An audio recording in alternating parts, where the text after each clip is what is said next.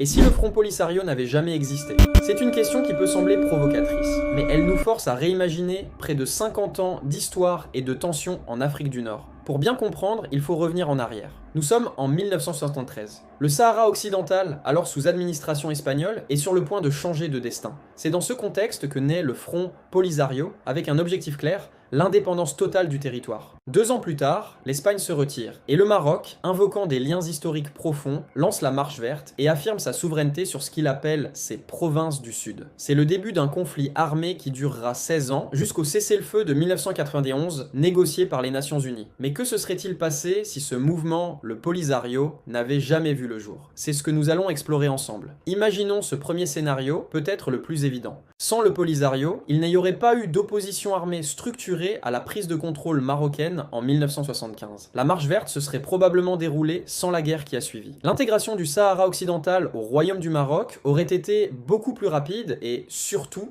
pacifique. Les investissements colossaux que le Maroc a réalisés dans la région pour construire des routes, des ports comme celui de Dakhla, des écoles, des hôpitaux, auraient commencé bien plus tôt et sans l'ombre d'un conflit. Des villes comme Laayoune ou Dakhla, aujourd'hui des pôles économiques en plein essor, auraient connu ce développement des décennies plus tôt, potentiellement transformant la région en un hub stratégique majeur entre l'Europe, l'Afrique subsaharienne et les Amériques bien avant aujourd'hui. D'un point de vue humain, et c'est le plus important, des milliers de vies auraient été épargnées, et les camps de réfugiés de Tindouf, en Algérie, n'auraient tout simplement jamais existé. Des familles n'auraient pas été séparées et une génération entière n'aurait pas grandi dans l'incertitude et la précarité de ces camps. Sur le plan international, le Maroc aurait consolidé sa souveraineté sans contestation majeure dès les années 70. La question du Sahara occidental ne serait jamais devenue un point de friction permanent aux Nations Unies. Ce scénario semble idyllique, mais il est peut-être un peu trop simple, car l'absence du Polisario ne signifie pas l'absence de toute volonté d'indépendance. Avant même la création du Polisario, d'autres mouvements sahraouis, plus embryonnaires, existaient déjà et militaient contre la colonisation espagnole. Il est donc tout à fait possible qu'en l'absence du Polisario, une autre forme de résistance, peut-être moins organisée, plus sporadique, ait émergé. On peut imaginer des mouvements de désobéissance civile, des manifestations, voire des actions de guérilla à petite échelle. Le Maroc aurait dû faire face à une résistance interne, certes moins structurée qu'une armée, mais potentiellement persistante. Cette situation aurait pu créer une instabilité latente dans la région, différente d'une guerre ouverte,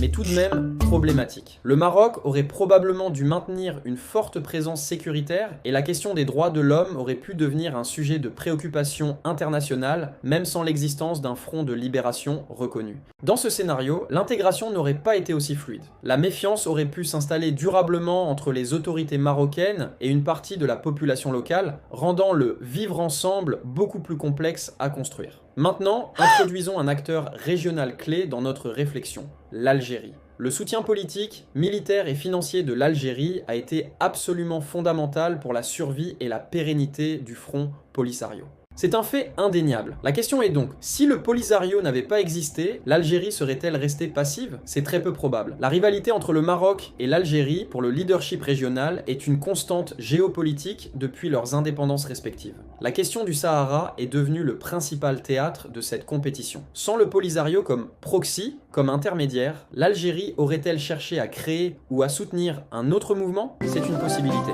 Ou bien, et c'est un scénario encore plus tendu, la confrontation aurait-elle pu être plus directe entre les deux États? On peut imaginer des tensions frontalières accrues, une course à l'armement encore plus intense et une guerre froide maghrébine qui aurait paralysé toute tentative d'intégration régionale comme l'Union du Maghreb arabe. L'absence du Polisario n'aurait donc pas forcément signifié la paix régionale. Elle aurait pu, au contraire, déplacer le conflit, le rendant peut-être plus dangereux car opposant directement deux des plus grandes puissances militaires du continent. Le Sahara serait resté un enjeu, mais le conflit aurait changé de nature, passant d'une lutte de libération nationale à une confrontation interétatique beaucoup plus classique et potentiellement plus explosive. Revenons à la réalité d'aujourd'hui. Au fil des décennies, la situation diplomatique a considérablement évolué. Le plan d'autonomie proposé par le Maroc en 2007, qui offre une large autonomie à la région sous souveraineté marocaine, a gagné un soutien international croissant. De nombreux pays, y compris de grandes puissances comme les États-Unis, l'Espagne, l'Allemagne ou la France, le considèrent comme une base sérieuse,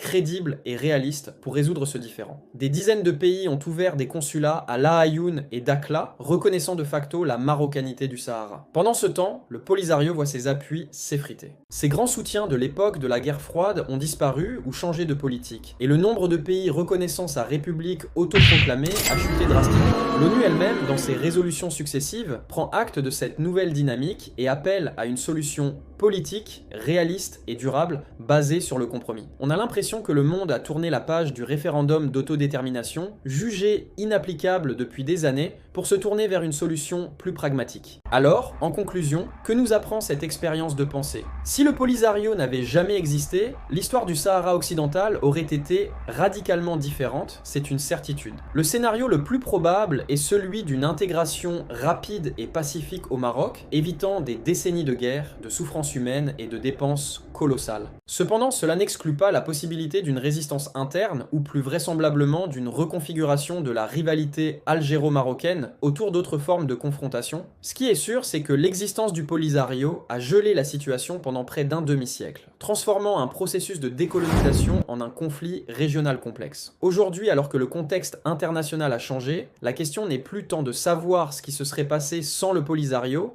mais plutôt de se demander quel avenir est possible avec un Polisario de plus en plus isolé sur la scène diplomatique. La dynamique actuelle semble clairement favoriser la solution marocaine. L'histoire ne peut pas être réécrite, mais elle nous offre des leçons pour construire l'avenir. Voilà pour cette analyse, c'est un sujet complexe avec de nombreuses facettes. J'espère que cette vidéo vous a apporté un nouvel éclairage. Qu'en pensez-vous? Quel scénario vous semble le plus crédible? N'hésitez pas à partager votre opinion dans les commentaires, toujours dans le respect et l'échange constructif. Si vous avez apprécié cette vidéo, pensez à laisser un pouce bleu, ça aide énormément la chaîne. Et surtout, abonnez-vous pour ne pas manquer nos prochaines explorations historiques et géopolitiques. Merci de nous avoir suivis et à très bientôt pour une nouvelle vidéo.